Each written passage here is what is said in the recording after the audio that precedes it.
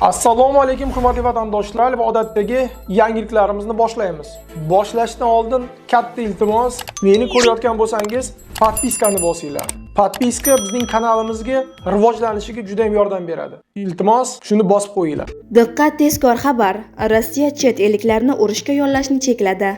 Biroq videoni diqqat bilan oxirigacha ko'ring, bu haqda to'liq bilib olasiz. Ilgari chet elliklarni Ukrainaga qarshi urushda qatnashish uchun shartnoma tuzishga faol taklif qilgan rossiyalik yo'lovchilarga bir necha mamlakatlar eslatilgan qora ro'yxatni berishdi, deb xabar bermoqda Vajniye Novosti. 2026-yil yanvar oyi boshida fuqarolariga Rossiya qurolli kuchlari bilan shartnomalar imzolash taqiqlangan 36 ta mamlakat ro'yxati tarqatildi.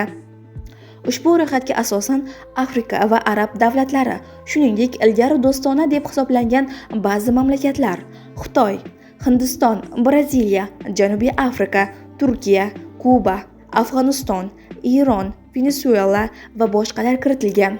Bu qarorni kim aniq qabul qilgani rasman e'lon qilinmagan. Cheklovlar ushbu mamlakatlar rasmiylarining murojaatlaridan so'ng joriy etilgan bo'lishi mumkin deb taxmin qilinmoqda.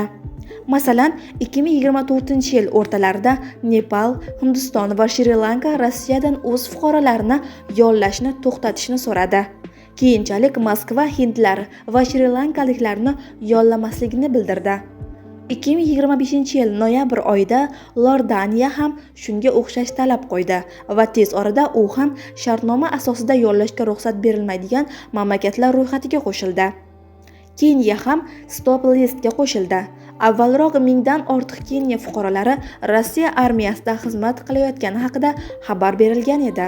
Keniya rasmiylari o'z fuqarolarini yollashni to'xtatishni ochiqchasiga talab qilishgan. Ba'zi manbalarga ko'ra ro'yxat fevral oyida kengaytirilgan bo'lishi mumkin.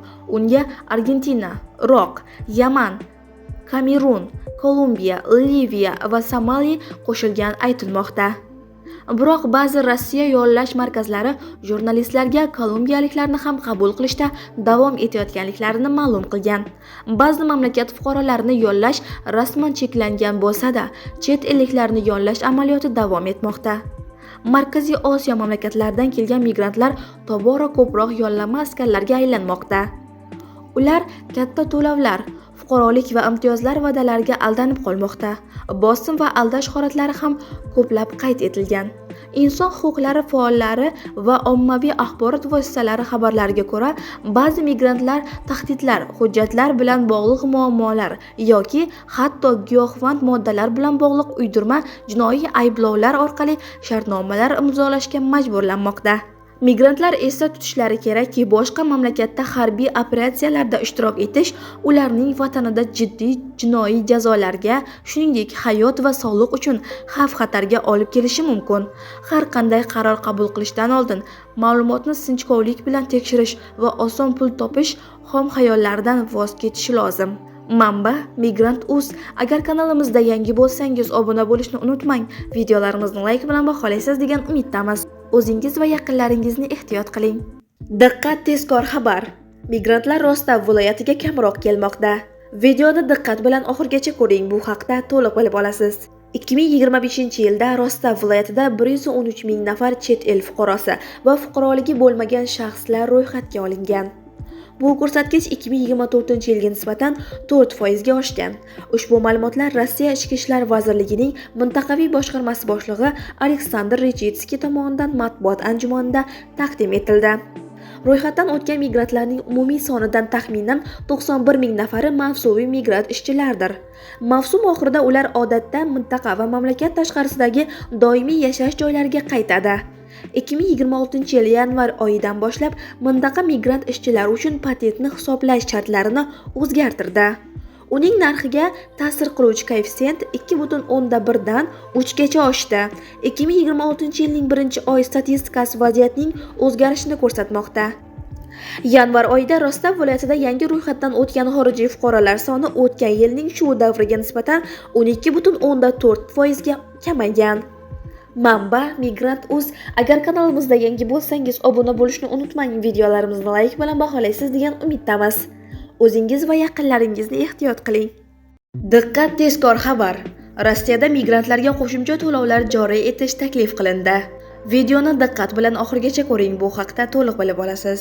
Rossiya Federatsiyasi Moliya vazirligi vizasiz mamlakatlardan kelgan mehnat migrantlarining Rossiyada bo'lishi iqtisodiy shartlarini kuchaytiradigan qonun loyihalari to'plamini tayyorlagan. Hukumat nafaqat migrant o'zi uchun, balki voyaga yetmagan farzandlari uchun ham ishlash huquqini beruvchi patentga pul to'lashga majburligi haqida tashabbusni ko'rib chiqmoqchiligini aytilgan. Taklifga binoan har bir voyaga yetmagan oila a'zosi uchun patent qiymatining 50% miqdordagi qo'shimcha to'lov joriy etilishi rejalashtirilmoqda. Patent narxi hududga qarab farqlanib, mamlakat bo'yicha 3,4 mingdan 27,3 ming rublgacha, Moskvada esa taxminan 10 ming rublni tashkil etishi ma'lum qilingan. Manba Migrant Mobil. Agar kanalimizda yangi bo'lsangiz obuna bo'lishni unutmang, videolarimizni like bilan baholaysiz degan umiddamiz. O'zingiz va yaqinlaringizni ehtiyot qiling. Diqqat, tezkor xabar. Rossiya arzonroq ishchi kuchini qidirmoqda. Videoni diqqat bilan oxirigacha ko'ring, bu haqda to'liq bilib olasiz. Rossiyada tobora ko'proq ish beruvchilar MDHdan kelgan an'anaviy migrant ishchi kuchidan voz kechib, Janubiy va Janubi-Sharqiy Osiyodan ishchilarni yollashni boshlamoqda. Ular qatoriga Hindiston, Bangladesh va Xitoy fuqarolari kiradi. Bu o'zgarishning asosiy sababi puldir. Mutaxassislarning ta'kidlashicha, O'zbekiston, Tojikiston va Qirg'izistondan kelgan migrantlar so'nggi yillarda yuqori maosh talab qila boshlagan. Ular tobora ko'proq oyiga $1000 va undan yuqori daromad so'rashmoqda. Ko'pgina kompaniyalar, ayniqsa qurilish, logistika, qishloq xo'jaligi va tozalash sohalarida bunday xarajatlar juda katta bo'lib bormoqda. Shu bilan birga Osiyo mamlakatlaridan kelgan ishchilar kamroq, taxminan oyiga $700-800 ishlashga tayyor. Bu biznes uchun sezilarli tejashni anglatadi. Shuning uchun ish beruvchilar tobora ko'proq Osiyoga qarab, xarajatlarni kamaytirish va foydani saqlab qolishga harakat qilmoqda. Biroq bir ishchini boshqasi bilan almashtirish ham yangi muammolarni keltirib chiqaradi. Osiyodan kelgan ko'plab ishchilar rus tilini kam biladi yoki umuman bilmaydi. Bu esa ish beruvchilarni tarjimonlar va o'qishga vaqt hamda pul sarflashga majbur qiladi. Hujjatlarni rasmiylashtirish, uy-joy bilan ta'minlash va kundalik hayotni tashkil qilishda qiyinchiliklar paydo bo'ladi. Bundan tashqari, bu ishchilarning ishga, intizomga va xavfsizlikka yondashuvi odatiy yondashuvdan farq qilishi mumkin. Mutaxassislarning fikricha, bu odatiy bozor reaksiyasi. Ishchi kuchi narxi oshganda biznes arzonroq muqobilini qidiradi. Ularning fikricha, kelgusi yillarda kompaniyalar tobora ko'proq aralash jamoalarni tashkil qiladi va turli mamlakatlardan kelgan migrantlarni ish bilan ta'minlaydi. Migrantlar uchun bu raqobatning kuchayishini anglatadi. Ish o'rinlari kamayib bormoqda va talablar qattiqlashmoqda. Ish beruvchilar tobora pastroq ish haqiga ishlovchi va yangi sharoitlarga tezroq moslashishga tayyor bo'lganlarni tanlamoqda. Manba Migrant.uz. Agar kanalimizda yangi bo'lsangiz obuna bo'lishni unutmang. Videolarimizni like bilan baholaysiz degan umiddamiz.